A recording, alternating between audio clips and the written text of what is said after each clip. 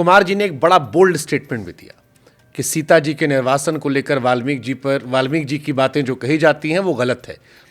ये मेरे हिसाब से सत्य है कि उत्तरकांड क्षेपक है, क्योंकि हो सकता है कि उनकी प्रज्ञा, उनकी चेतना ऐसा स्वीकार करने के लिए तत्पर हो, मेरा मर्यादा पुरुषोत्तम गर्भवती पत्नी को जंगल में छोड़ दे। वो मान सकते हो, मैं नहीं मानता साहब। तुमने योजनापूर्वक अपने सब चिन्हों का इस्तेमाल करा कि किसी भी प्रकार से हिंदुओं के, सनातन धर्म के भगवानों की छवि लोक में खराब हो सके।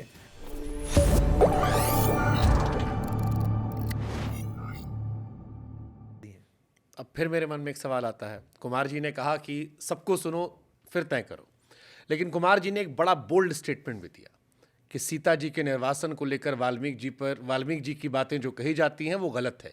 वो उन्होंने नहीं लिखी थी। उत्तरकांड में जो कहा गया वो बाद में जोड़ा गया, उसे पढ़ो, तुम्हें डिफरेंस समझ में आएगा।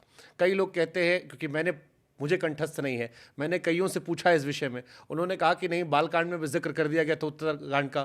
कहाँ से कुमार विश्वास जी कह दे रहे हैं? ये तो एक नई थ्योरी दे दी गई। जो रामायण हमने देखी बचपन में, हमने लवकुश वाला कांड देखकर खूब आंसू बहाए। जब आया कि हम कथा सुनाते रामचंद्र भगवान की, ये रामायण है, पुण्य कथा श्री राम की, उसमें बताया गया सीता माता जी के दुख कैसे थे। कई लोगों के मन में उस चीज़ को लेकर, राम जी को लेकर एक पीड़ा भी है। मेरी कई महिला मित्र हैं जो रह रह कर धार्मिक भी हैं बट शिकायत करती रहती हैं। तो ये जो एक नया कॉन्सेप्ट आपने दिया, इस पर अभी भी चर्चाएं चल रही है। और मैं कहीं जाता हूं, कुमार विश्वास का नाम लेता हूं, तो खासतौर पर महिलाओं में इस विषय पर चर्चा बड़ी ज़्यादा होती है।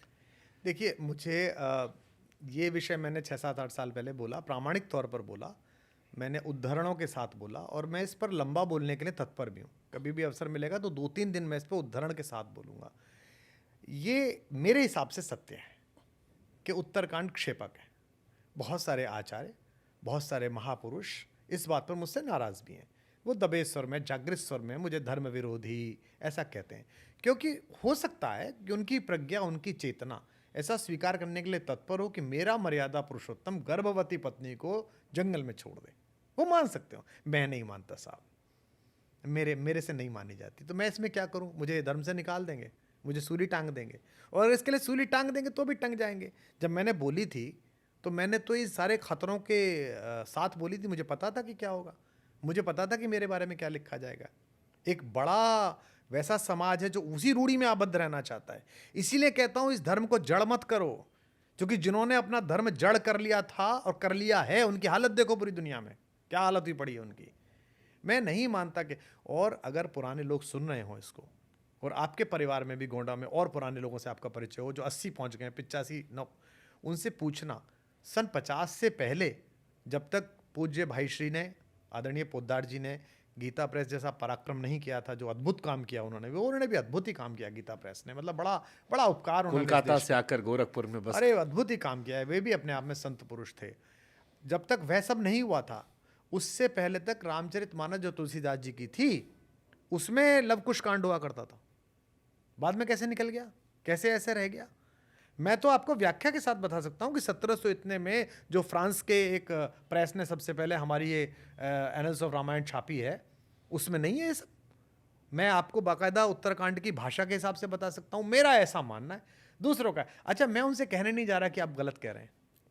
वो मुझे महाराज जी मिले, परम पूज्य शंकराचार्य जी के दर्शन हुए, जिन्होंने मेरे बारे में बिना नाम लिए कहा कि ऐसे 650 आते हैं कल परसों के, सीता निर्वासन नहीं हुआ, ऐसा कैसे नहीं हुआ? उन्होंने डांट डूट के कहा। उन्होंने, लोगों ने मुझसे कहा, महाराज जी जय हो प्रभु, आपकी भी जय, आप भी सही कह रहे हो। मैं ऐसा मानता हूँ, एक शनि मंदिर है, आपने पढ़ा होगा, देखा होगा। हम एक बार वहाँ गए, उसके जो प्रमुख ट्रस्टी थे, अध्यक्ष थे, उन्हीं का कार्यक्रम था। मेरे साथ हमारी एक कवित्री थी, कविता तिवारी, बड़ी प्यारी बिटिया है हमारी। वो भी गई। जब हम मंदिर तक पहुँचे तो उन्होंने कहा, आप मैडम यहीं रहिए, सर आप चलिए। तो मैंने कहा, ये क्यों नहीं जाएंगी? तो बोले, वो साहब स्त्रियों का प्रवेश निषेध, स्त्री तो नहीं जा पाएगी। तो मैंने अपने मैनेजर से कहा कि इनसे बोलो कि अभी ज़रा दूसरा फ़ोन आ गया है, व्यस्तताएं हैं, निकलना है, बाद में आएंगे। ये नहीं कहा कि मैं नहीं जा रहे। तो मुझसे किसी ने पूछा कि क्यों नहीं जा रहे हैं? मैंने कहा, जो भगवान मेरी बेटी से नहीं मिल सकता, मेरी माँ से नहीं मिल सकता, मेरी बहन से नहीं मिल सकता, मेरी पत्नी से नहीं मिल सकता, उस भगवान से मैं भी नहीं मिल सकता। गलत है। अब इसमें मैं कोई अनादर थोड़ी कर रहा हूँ भाई शनि भगवान का। यार मेरा ऐसी कोई काम, मेरा ऐसी सोच है। उसके बाद वो दर्शन होने लगे। फिर अगली बार मैं गया तो गया, मेरे साथ जितने भी लोग, महिलाएं थी, जितनी बच्चियां थी, मैं सबको लेकर गया। अब ये तो मैं मान सकता हूँ ना, मेरे धर्म ने मुझे अधिकार दिया है। मैं ऐसे किसी धर्म में तो पैदा हुआ नहीं जहाँ मुझे आप ईश निंदा में जिंदा जला देंगे। मैं तो ऐसे धर्म में पैदा हुआ हूँ कि जहाँ हर तरह का आदमी जिंदा रहता है, तो मैं भी जिंदा हूँ।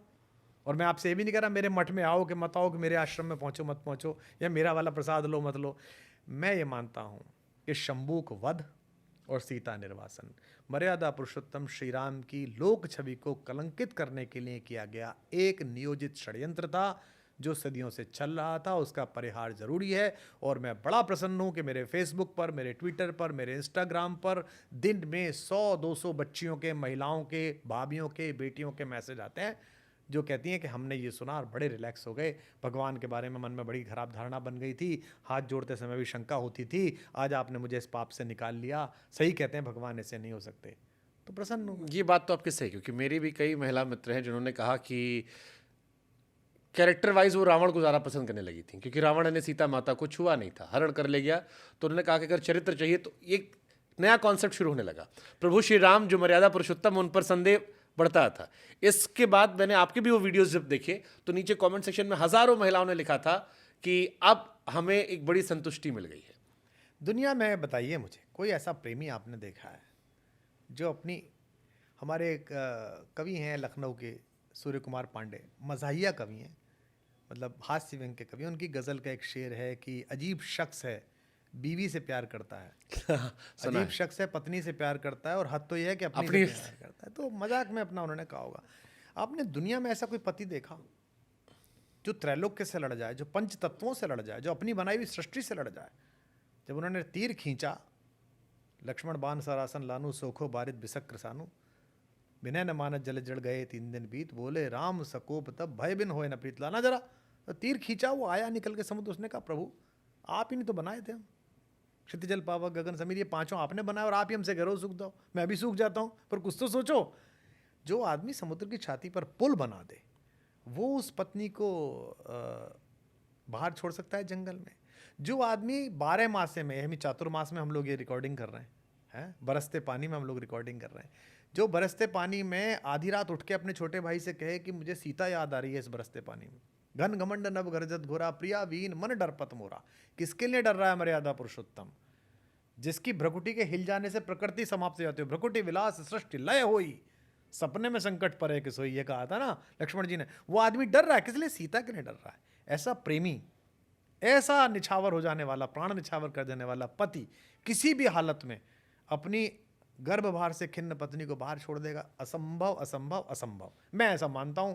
इसको जिसे मानना हो वो कुमार विश्वास के साथ आ जाए, जिसे ना मानना हो वो उन बाबा जी के साथ चले जाए जो कहते हैं नहीं नहीं भगवान ने तो ऐसे सिर काट दिया था शंभूक का।